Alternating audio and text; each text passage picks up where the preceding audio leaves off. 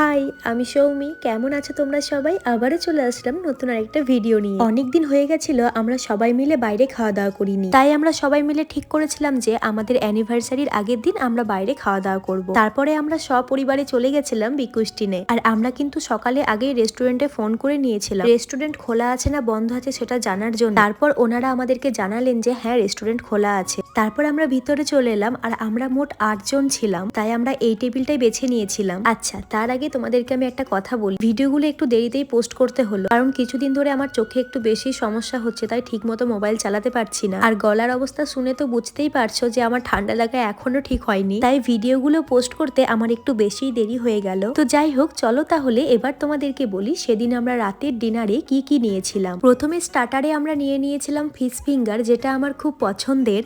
তারপর মেন কোর্সে নিয়েছিলাম কুলচা, চিকেন রিমঝিম, ভেজ ফ্রাইড রাইস আর চিকেন মাঞ্চুরিয়ান। আর একটা পনিরের আইটেম ছিল, ওইটার নামটা আমি এই মুহূর্তে ভুলে গেছি। আমি কিন্তু অনেকদিন পর বাইরে জমিয়ে খাওয়া দাওয়া করলাম। সেই দুর্গাপুজো থেকে আমি ঠিক মতো বাইরে খাওয়া দাওয়া করিনি। আগে আমি বাইরে খাবার ছাড়া থাকতেই পারতাম না, কিন্তু এখন নিজেকে অনেকটাই পাল্টে নিয়েছি। এমনকি আমি এখন বাইরের খাবার খাওয়া একদমই কমিয়ে দিয়েছি। তো যাই হোক, খাওয়া দাওয়ার পর তারপর আমরা সবাই মিলে এখানে ফটো তুলছিলাম। সব মিলিয়ে সেদিনে সন্ধ্যেটা বেশ ভালোই কাটিয়েছিলাম। মাঝে মধ্যে সবাই মিলে একসাথে কোথাও গেলে কিন্তু বেশ ভালোই লাগে।